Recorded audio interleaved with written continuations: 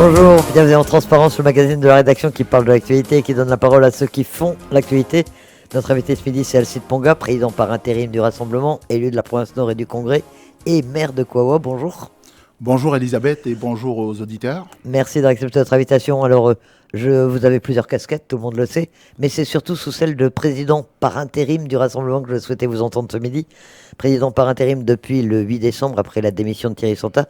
On a l'impression que c'est un peu un provisoire qui dure. Est-ce que vous allez devenir président à plein du Rassemblement ou est-ce que cet intérim va se prolonger encore ? Écoutez, merci Elisabeth de m'inviter sur vos ondes. J'étais ailleurs hier avec ce même titre de président par intérim du Rassemblement, titre qui m'a été confié par le Conseil politique du Rassemblement le 8 décembre, comme vous avez expliqué. Et c'est à ce titre-là que je suis ici à votre radio pour répondre à votre question. Alors, ma question, c'est est-ce que vous allez rester président par intérim pendant longtemps ou est-ce que vous avez l'intention de devenir le vrai président, de vous faire élire par un congrès éventuellement ? Je me suis engagé au sein du conseil politique et auprès de nos sympathisants et de nos adhérents aussi, parce que depuis le mois de janvier, on fait une tournée avec mes collègues, avec le bureau par intérim qui m'accompagne pour faire ce travail-là. Je me suis engagé à ce que le Rassemblement trouve un président d'ici quelques semaines, voire quelques mois. Donc on s'était donné comme objectif d'organiser un congrès électif entre fin mars et fin avril, et la visite de Gérald Darmanin qui est arrivé et qui a annoncé des discussions sur l'avenir institutionnel d'ici le mois d'avril nous bouscule un peu, donc on prendra peut-être un mois supplémentaire pour essayer d'organiser ce congrès électif qui assoira un président. Alors, est-ce que ça peut être vous ? Est-ce que vous serez candidat à la présidence du Rassemblement ? Est-ce qu'il y a d'autres candidats possibles ? Comment vous voyez les choses ? C'est-à-dire dans le travail que l'on fait avec l'équipe actuelle, il y a un double travail, c'est de préparer ce congrès électif et également, vous savez, le rassemblement, c'est quoi le rassemblement ? C'est en termes de représentativité institutionnelle aujourd'hui, il y a 4 maires, et pas des moindres, vous avez 2 sur le Grand Nouméa, le maire d'Imbéa et le maire du Mont-d'Or, vous avez moi-même qui suis maire à Kouawa et mon collègue maire de l'Île des Pins. D'ailleurs, 2 maires qui sont élus sur des communes qui votent à 70-80% oui à l'indépendance. Donc voilà, le Rassemblement est présent ici. Le Rassemblement est également présent au sein des 2 provinces, de la province Nord et de la province Sud. D'ailleurs, sur les prochaines élections, il va falloir penser à la 3e province, parce que la Nouvelle-Calédonie, c'est 3 provinces. Et à travers ces représentations au niveau des provinces, on est également présent au Congrès dans le groupe Avenir en Confiance qui est présidé par Virginie Ruffnac. Le Rassemblement, c'est aussi 2 membres au gouvernement. Donc l'ex-président du Rassemblement qui est Thierry Santa, qui est toujours membre du gouvernement et membre du Rassemblement, et monsieur Yohan Lecourrieu aussi. Et puis je finirai en disant également que le Rassemblement, c'est aussi un sénateur, c'est le sénateur Pierre Frogier. Et c'est aussi des gens qui nous représentent au travers des chambres consulaires. Donc vous avez le CESE, la vice-présidente du CESE, vous avez la présidente de la CMA, les activités sociales d'hier et avant-hier ont fait apparaître au grand jour Elisabeth Rivière, qui est la présidente du CMA. Donc, et puis on a Christian Roche, on a Ghislaine Harly aussi, qui est au national. Donc voilà ce que c'est que le Rassemblement. Et je fais ce travail-là en parallèle pour voir aussi si au niveau de ces éminents représentants et responsables du Rassemblement, il y aurait quelqu'un ou une personne en tout cas pour être candidat, ou 2 pour être candidat pour se présenter au prochain congrès. Mais vous, ça vous intéresse ? À titre personnel ? La question, Elisabeth, elle se posera le moment venu en fonction de tout le travail que je fais. Et pour moi, je vais vous dire, c'est pas une question personnelle. À la réunion de Dimbéa avant-hier, c'est Martin Hamon. Martin Hamon, un ancien du Rassemblement qui a accompagné Dick Ukewe à l'époque des événements, qui nous a dit vous savez, on est dans une ère aujourd'hui où il faut arrêter le culte de la personnalité. Et je crois aussi que la politique d'aujourd'hui, elle change. Je veux dire, moi, je pense que le Rassemblement, dans toute la période de transition qu'on est en train de mettre en place, c'est aussi de mettre en place une organisation, c'est aussi de mettre en place des équipes, sans pour autant oublier les convictions et les racines profondes que le rassemblement porte. Donc, que ça soit moi, que ça soit quelqu'un d'autre, le président et tout, je pense que l'importance est là. Et je l'ai dit hier également, parce que le rassemblement, c'est une histoire. On va y revenir, mais vous me disiez que vous effectuez actuellement une tournée sur le territoire, vous faites beaucoup de réunions, beaucoup de déplacements. Que vous disent les adhérents du Rassemblement? Est-ce qu'ils sont un peu perdus pour l'instant? Est-ce qu'ils n'ont pas besoin d'avoir un chef, quelqu'un qui les représente, qui personnalise un peu le mouvement? C'est vrai que la période de décembre, quand on a tenu notre conseil politique et le communiqué qu'on a décidé de transmettre aux médias avec Thierry Santa. C'était laconique, hein, c'était voilà, vraiment... voilà, tout à fait. C'était, on s'était accordé pour les termes que nous avions mis sur ce communiqué-là. Et l'objet de cette tournée-là, avec le bureau par intérim qui m'accompagne, c'était aussi de expliquer les choses aux adhérents et aux sympathisants. Et surtout, de les rassurer sur le travail que l'on fait, parce que je vous disais précédemment, le rassemblement, c'est pas une histoire de j'ai envie d'être chef là ou j'ai envie d'être chef là, c'est une histoire de responsabilité, parce qu'il y a eu des choses qui ont été faites par le passé, par nos anciens, et il y a des choses qui seront faites aujourd'hui, et il y aura des choses qui seront faites demain. Donc c'est ça que l'on porte. Qu'est-ce qui peut être fait demain? C'est un peu la question qui se pose, parce que le Rassemblement soit un parti historique, tout le monde le sait, personne ne le nie, c'est le signataire des accords de Matignon, de Nouméa. Mais est-ce qu'aujourd'hui, il a encore un rôle? Parce qu'il y a des tas de partis non indépendantistes qui se sont créés, il y en a qui se regroupent, il y a les loyalistes maintenant qui ont regroupé plusieurs partis. Et vous, quelle est votre place, quel est votre rôle? Est-ce que vous pensez que le Rassemblement peut encore jouer le rôle qu'il a joué pendant ces dernières décennies? Je pense que oui. La réponse à votre question est oui, Elisabeth. Je vous parlais tout à l'heure de notre représentativité à travers l'ensemble des institutions calédoniennes. Il est vrai, on ne va pas le nier, que sur les législatives, sur les dernières élections qui se sont tenues, surtout sur le plan national, on n'a pas été à la hauteur des objectifs qu'on s'était fixés, tant au niveau législatif que au niveau des résultats de Mme Pécresse à la présidence. Parce que vous êtes associé aux Républicains. Hein. Voilà, donc ça c'est un fait. Et on a pris acte de ces éléments-là. Mais quand on prend le rôle que nous avons sur l'histoire de la Nouvelle-Calédonie, je vais juste rappeler, moi j'en ai vu des créations de partis depuis les scissions, les premières scissions au sein du rassemblement, du vieux rassemblement de Jacques Lafleur à l'époque. Hein. Il y a eu la création, l'Avenir Ensemble, ensuite Calédonie Ensemble, ensuite plusieurs autres partis. Le dernier parti créé par Nicolas Mesdorf derrière qui est sorti de Calédonie Ensemble. Écoutez, il y a beaucoup de choses qui se créent. Voilà, il y a beaucoup de choses qui se créent. Il y en a qui s'éteignent au fil du temps. Le rassemblement, on est encore là au moment où on est en train de se parler. Et je pense que dans la discussion de demain, avec des éminents représentants comme est le sénateur Pierre Frogier, oui, on a un rôle à jouer qu'on doit tenir. Par rapport à ces autres partis dont vous parlez, vous avez quoi de plus?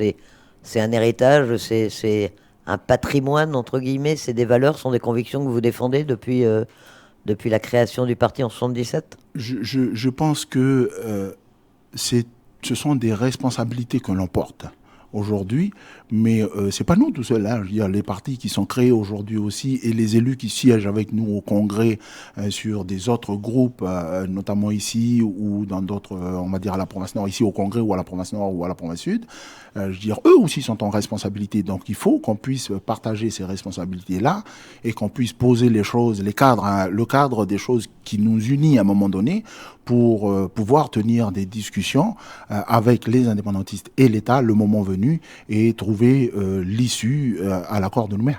Alors justement, les prochaines étapes maintenant sont effectivement les discussions sur l'avenir institutionnel. Vous le disiez, on parle du mois d'avril, c'est ce qu'avait annoncé le ministre de l'Intérieur et des Outre-mer. Qu'est-ce que vous retenez de la visite de Gérald Darmanin? Il a fait un certain nombre d'annonces, hein, tout de même. Vous avez été plutôt satisfait des déclarations qu'il a faites? Écoutez, j'étais comme les Calédoniens, là, et j'ai dit à certains de mes collègues qui sont intervenus sur des ondes que, on n'était pas là pour être le perroquet de M. Darmanin qui est venu, qui a dit les choses de façon assez claire, assez cash aux Calédoniens. Pour ma part, et je pense aussi que c'est la position des membres du Rassemblement là-dessus, on attendra de voir les choses se faire. Il a annoncé avril, de ce que je comprends, on va dire, les indépendantistes sont plutôt positifs pour y aller. Moi, j'attends de voir le mois d'avril qui sera autour de la table sur Paris. Après, en termes de calendrier, c'est un calendrier qui convient aussi. Mais je vais juste rappeler aux auditeurs et sur vos ondes que l'ancien ministre de l'Outre-mer, quand on est sorti d'une discussion sur Paris à l'époque, Sébastien Lecornu, avait aussi annoncé un calendrier. Je veux dire, c'était un calendrier. Là, au moment où on se parle, normalement, on avait déjà topé dans la main, on avait déjà signé les choses et tout, mais on l'est pas. avec un référendum de projet en juin 2023. Voilà, tout à fait. Donc, on n'y est pas sur cet ancien calendrier-là, mais bon, ça tient qu'à lui parce que ça a été annoncé sur les médias et c'était pas le fruit d'une, on va dire, de quelque chose qui a été constitutionnalisé ou d'un accord. Voilà, ben, on attendra aussi sur le calendrier qui est annoncé par le ministre de l'Intérieur et des Outre-mer. Et puis, si on peut faire tout de notre côté aussi pour que ça avance, bon, voilà, on jouera notre rôle, quoi. Justement, avec les indépendantistes, est-ce qu'ils vont venir à Paris? Est-ce que vous avez l'occasion d'en parler? Je rappelle que vous êtes élu de la province Nord, donc vous les côtoyez régulièrement. Est-ce que vous avez l'occasion avec eux de parler de l'avenir institutionnel, de leur participation éventuelle à ces discussions?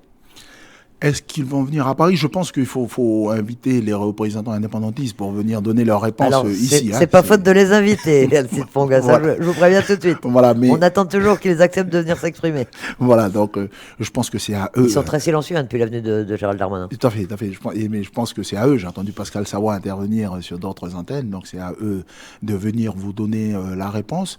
Pour notre part, on travaille assez bien avec eux, là où on se retrouve. C'est vrai qu'au niveau du congrès de la Nouvelle-Calédonie, les sujets qui sont souvent posés sur la table sont traités de façon très très chaude, je vais dire. Et ça, c'est des choses aussi qu'il faut qu'on arrive à surpasser. Il faut qu'on arrive à surpasser. Vous me parlez des indépendantistes. Moi, je veux prendre l'ensemble de la classe politique. Je veux dire, c'est notre responsabilité de surpasser ces choses-là et de créer les conditions des discussions qu'a annoncé le ministre et que nous impose le calendrier. Donc, moi, sur les sujets qui concernent la province, sur les sujets qui concernent la commune, oui, on travaille très bien, on s'entend.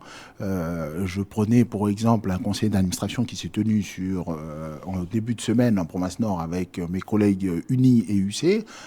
À la fin du conseil d'administration, on a été d'accord sur une position que l'on devait suivre et qui n'était pas forcément portée par mes collègues qui sont en responsabilité.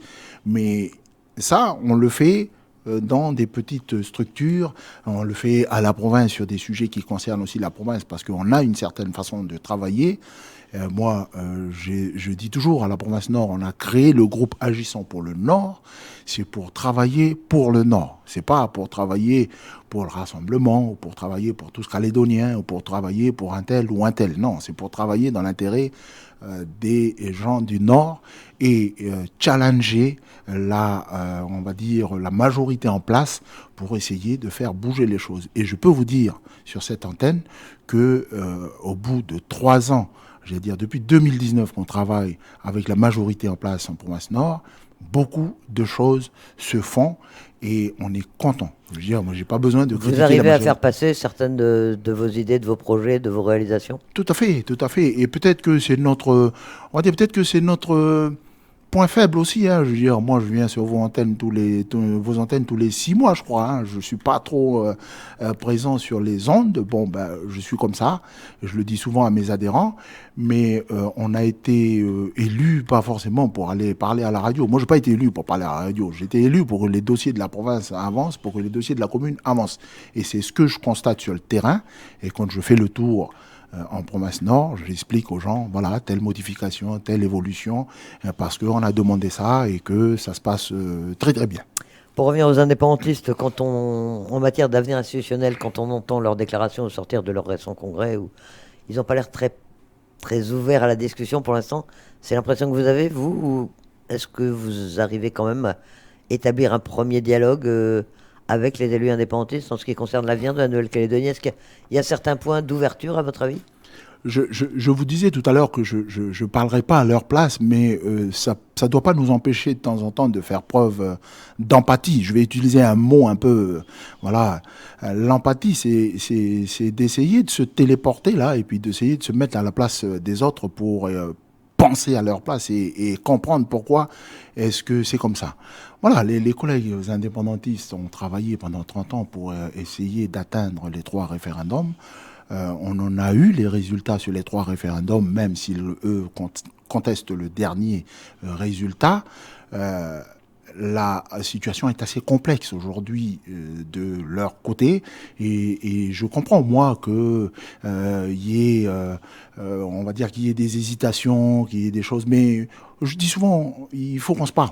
Il faut qu'on se parle, il faut qu'on pose les choses sur la table, il faut qu'on se regarde les yeux dans les yeux, comme le dit souvent le sénateur, entre nous ici, et qu'on se parle. Et c'est en se parlant qu'on va trouver les solutions. C'est pas chacun dans son coin qu'on va rester, et puis qu'on puisse ici penser à qu'est-ce que les autres pensent de l'autre côté, et puis eux rester de leur côté et se dire qu'est-ce que nous on pense de l'autre côté. Non, c'est pas comme ça qu'on va trouver la solution. C'est se parler, et puis à un moment donné, on trouvera la solution parce que les anciens ont trouvé à 2 reprises la solution. Jamais 2 sans 3, je vais dire, on trouvera la solution, quoi. En attendant, le ministre de l'Intérieur a prévu des bilatérales, 2 bilatérales, d'un côté avec les indépendantistes, de l'autre côté avec les non-indépendantistes. Les non-indépendantistes, c'est tous les partis politiques, c'est tous les groupes politiques. Est-ce que le Rassemblement, pour revenir à lui, sera intégré dans une délégation ou est-ce qu'il aura sa propre délégation? Ça va s'organiser comment? Je vais vous répondre en vous disant qu'il y a un éminent politique du Nord qui m'avait dit comme ça que c'était écrit dans l'accord de Nouméa, mais bon, tout le monde le dit aussi. Au bout du 3e référendum, si c'est le non qui l'emporte, les partenaires, c'est comme ça qu'on les appelle, les partenaires se retrouvent autour de la table pour analyser la situation ainsi créée. Voilà. Je cite ce qui est écrit. Et les partenaires aujourd'hui, cette même éminent politique de la province Nord m'a dit les partenaires, c'est l'État qui décidera de qui c'est les partenaires.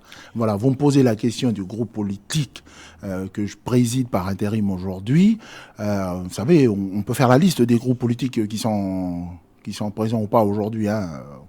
Au niveau de l'indépendantisme, il y a une liste. De notre côté, il y a une liste.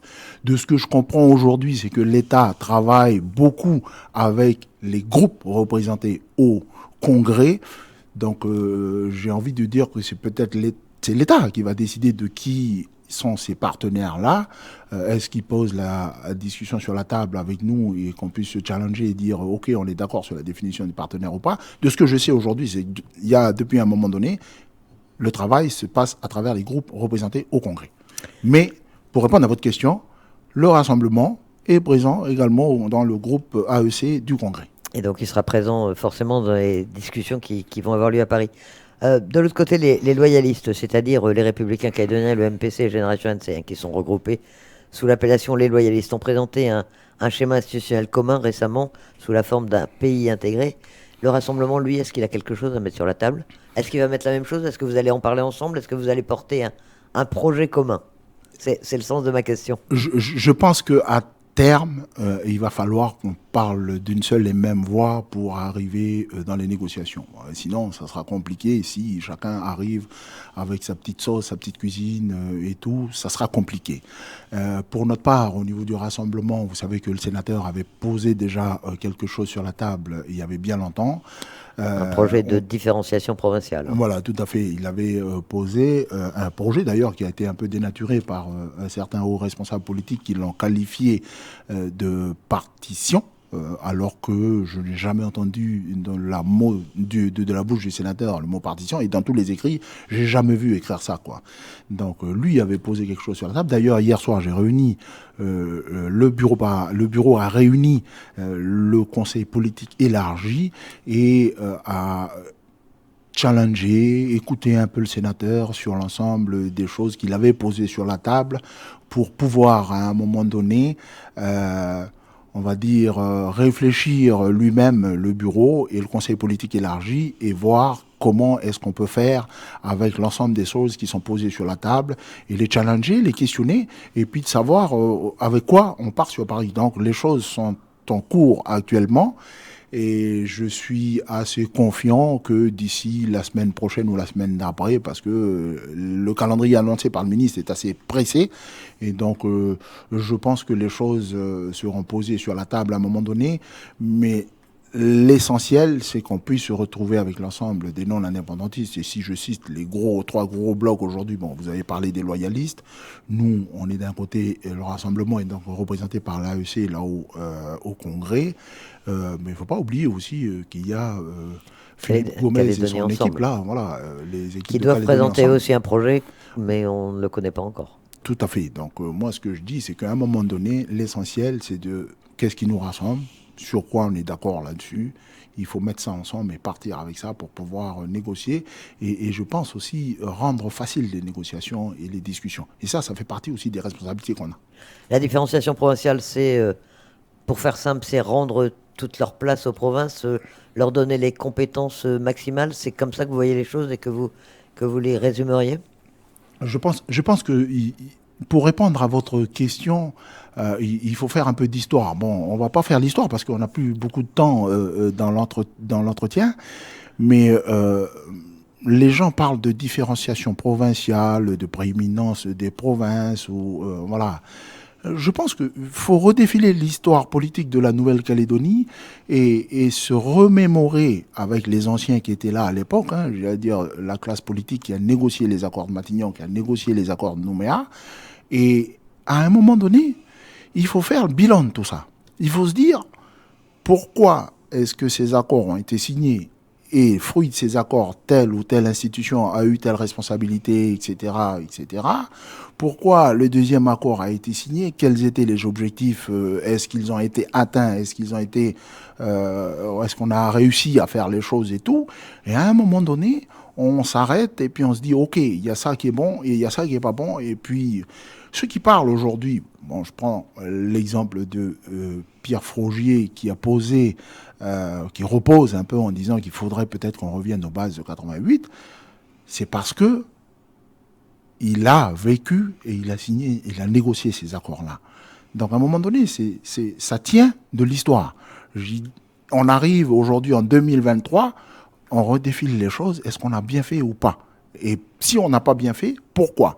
Donc c'est en ça qu'il faut qu'on se dise à un moment donné, moi je ne suis pas de ceux qui disent aujourd'hui, on est arrivé en 2023, tout ce qui a été fait depuis 30 ans, c'est nul, ça ne marche pas, même si la situation économique de la Nouvelle-Calédonie aujourd'hui, elle est très très catastrophique, mais tout ça il faut analyser, il faut bien poser les choses et puis il faut se dire où c'est qu'on a loupé et qu'est-ce qu'on a loupé et qu'on essaie d'imaginer des choses qui puissent faire marcher les choses.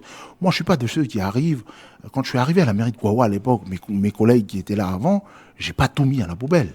Voilà, j'ai pris et j'ai essayé d'analyser les choses et de les rendre meilleures, de les améliorer et tout. Et voilà, eux ont fait des choses bien aussi, donc voilà, il faut le dire. Parmi les thèmes, les questions qui vont être abordées également, on l'imagine dans les bilatérales, et le ministre en a parlé, c'est la fameuse question du corps électoral, dégel, ouverture, corps glissant, corps restreint. Est-ce que vous avez déjà une position sur le sujet? Est-ce qu'il faut en parler entre vous avant de définir les choses?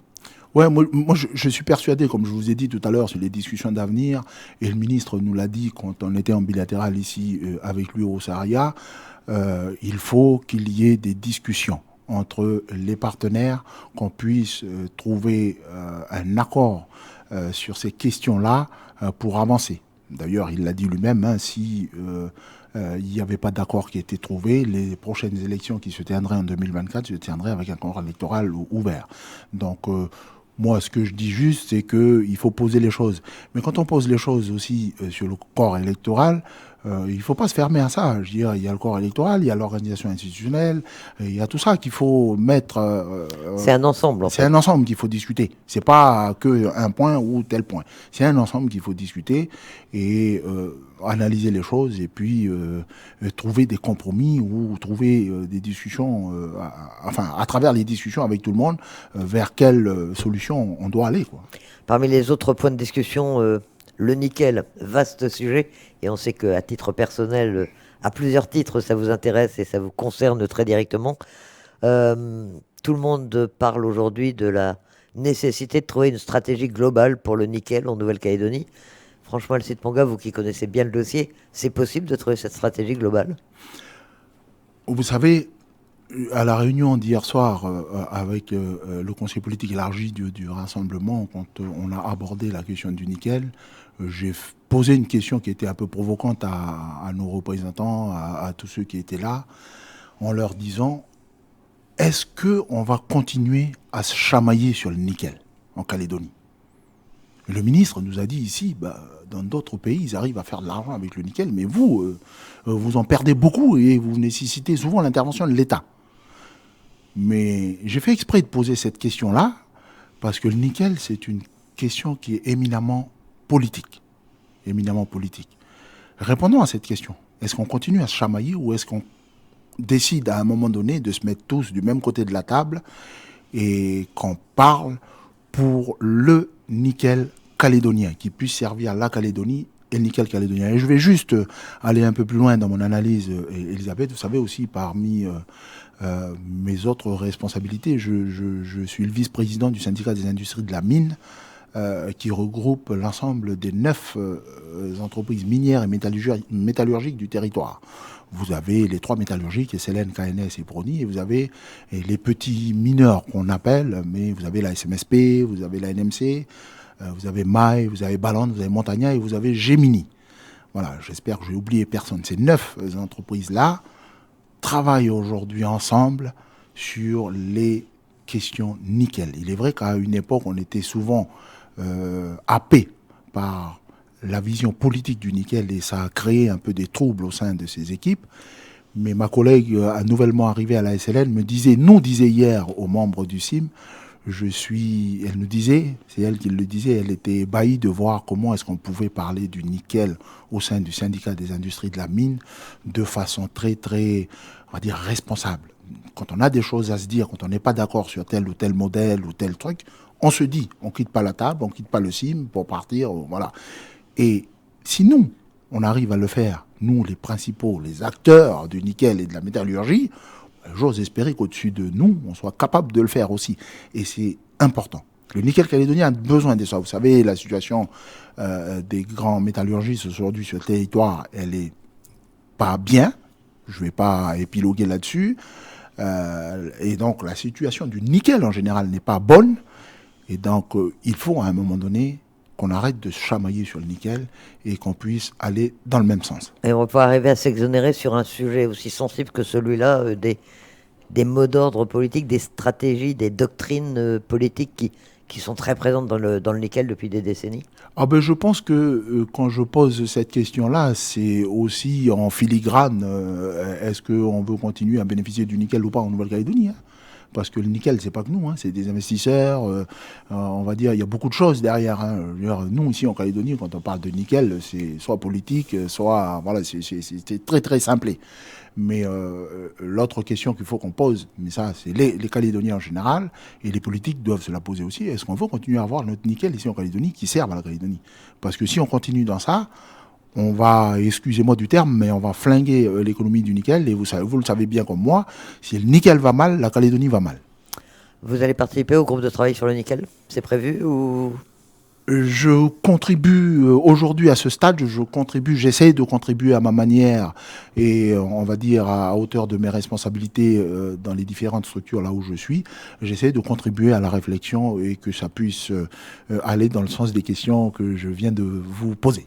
Permettez-moi la transition, hein. Le nickel à Kawa, c'est évidemment essentiel. Ça en est où? On sait que la SLN a eu quelques problèmes sur le site de Kawa. Et aujourd'hui, ça fonctionne? Écoutez, je ne vais pas remonter jusqu'en 2018 où on a eu des séries d'incendies sur le tapis, le convoyeur de Kawa. Les derniers mouvements, c'était le plan social qui a été annoncé à Kawa. Donc, de ce que j'ai compris des derniers accords, c'est suspendu. Et ce que je vais dire, c'est que la commune et le maire que je suis a besoin que l'activité économique sur Kawa tourne. Kawa, c'est simple. Si vous enlevez le nickel de Kawa, il reste pas grand-chose. Et donc, c'est de la responsabilité de la SLN, parce qu'il s'agit de la SLN qui est concernée sur Kwawa, c'est aussi la responsabilité des salariés de Kwawa, c'est la responsabilité de l'environnement du nickel de Kwawa aussi, 2018, 2017, 2018, 2019, quand il y a eu les séries d'incendies, c'est aussi de notre responsabilité à Kwawa, la population de Kwawa.